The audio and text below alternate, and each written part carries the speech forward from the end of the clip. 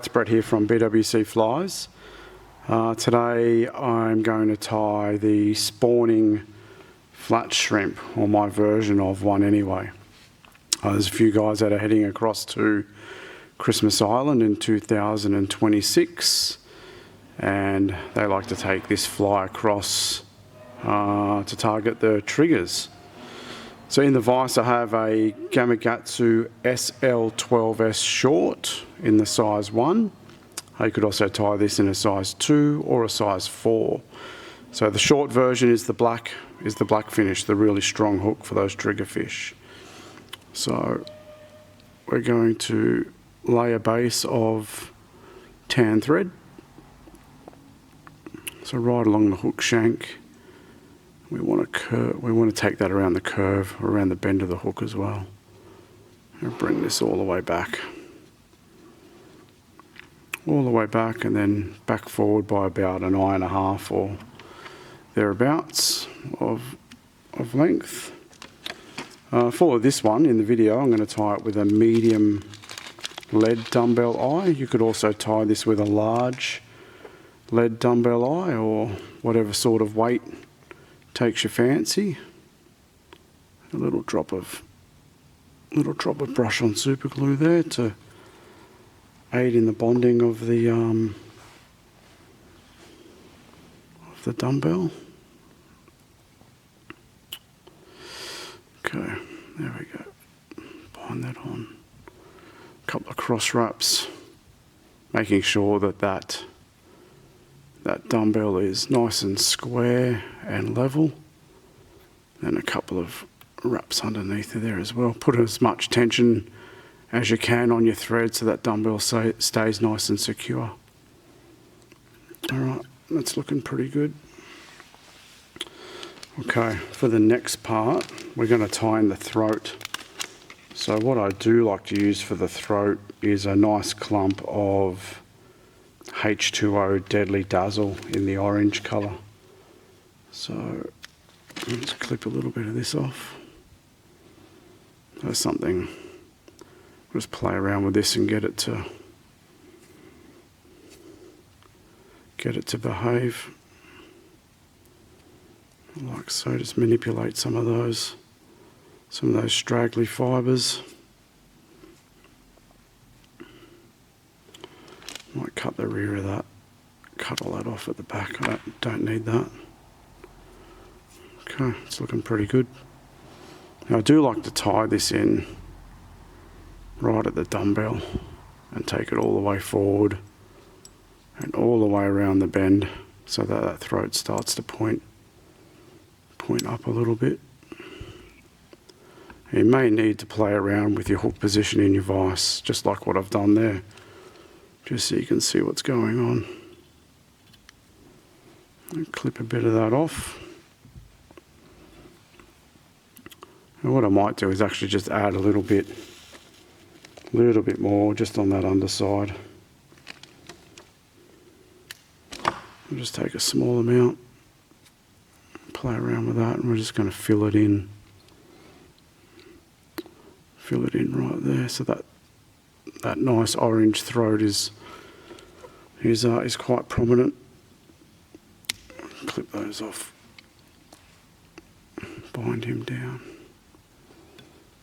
Okay, just make sure that that's going to push around the bend of that hook. There we go. Okay, let's turn that hook around. And the next step that I have is to tie on some easy shrimp eyes. So I just use the black colour for this pattern. So give them a little spread, and just lay the platform up in there like so. So the platform's ridged, so what happens is that your thread just grabs it, so those eyes go on pretty straight every time, and they're nice and uniform in size. Give them, play around with them a little bit, so now you've got them spread just like so, pretty even when you take a look at that. All right, next step is a couple of strands of pearl crystal flash. So I just grab 2 strands literally and cut them off and take them around the back of my thread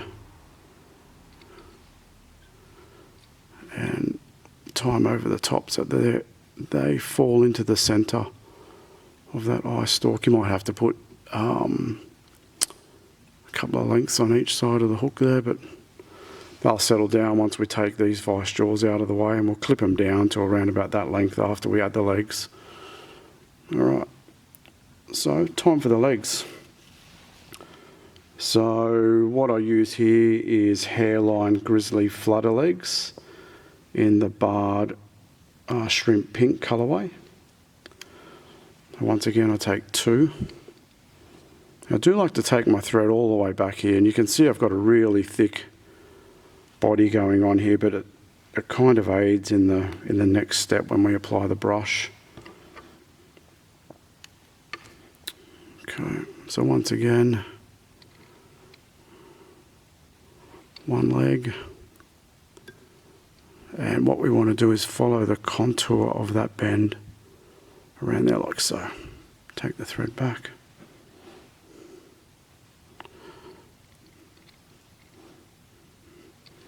Same again on the other side. So just follow the contour around, and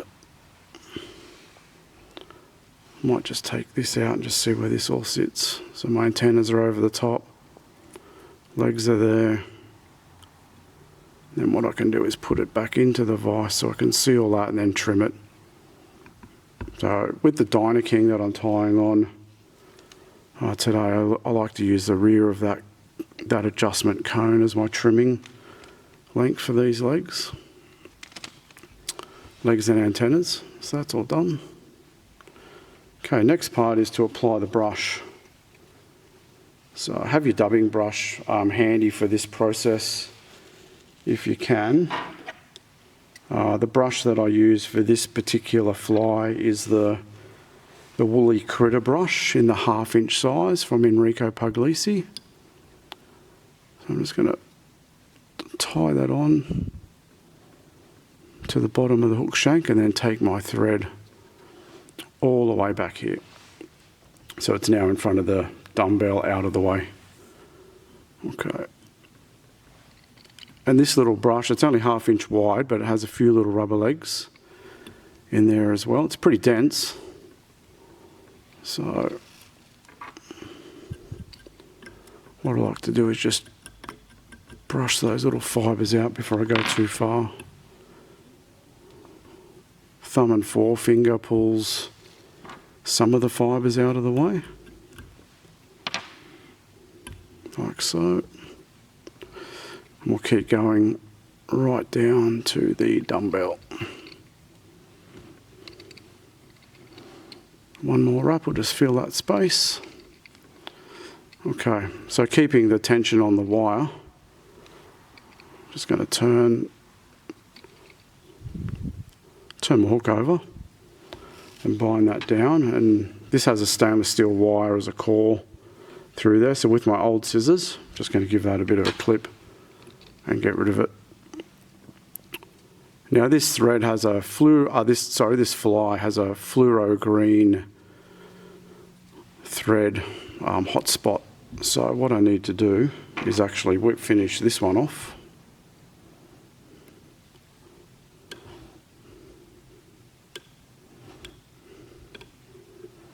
So we'll get rid of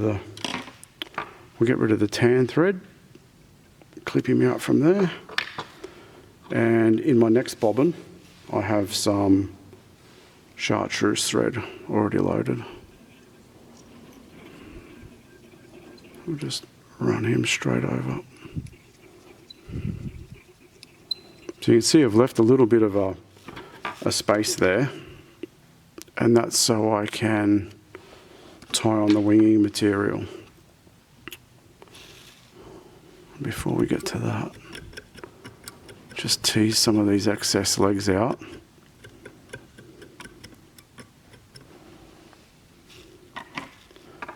do like to check the bottom of this fly. I do like to get rid of some of this and make a little flat base. So when the fly sinks, it's going to sit nice and flat, and then we're using the curvature of the hook to make it almost look like it's standing up just a little bit. So there we go, I've just got rid of some of that. It's not much. It's only a short brush, but I'm only just knocking it so that it creates a bit of a flat platform that you can see right there. Okay. All right, so the winging material is a product from H2O. It's their Baitfish blend in the Mullet brown. It's one of my favourite winging materials for all types of shrimp flies. It's not the only one that you can use, but I like the colour of it. It has a little bit of mottling to it. It's quite durable. So I'll just play around with that. It's going to look about right. Okay, so we'll bind him in with your thumb and forefinger. You can just put some pressure on that wing and just spread the load across the top of the dumbbell there.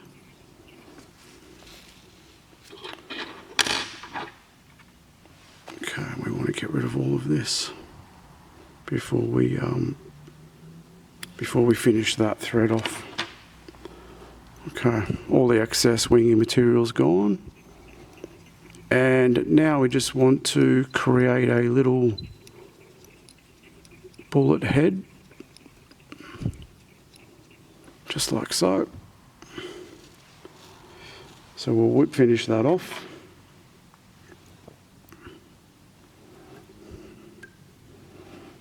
So 1, 2, 3, just under there like so. We'll do another one on this fly. 1, 2, 3, 4, 5, 6, and just there. Okay. Get rid of that thread from underneath. Then the final part is just to add a little bit of UV resin to your thread work. So what I like to do is just apply a little bit on the side here.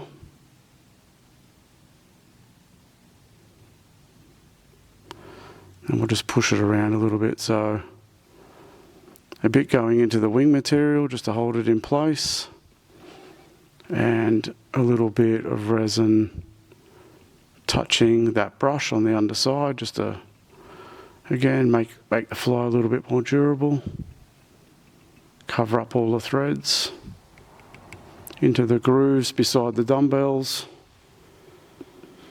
And once you're happy that you've got a nice little coating there, hit it with your UV torch and settle that resin in place. Anyway, that's it. That's the spawning shrimp.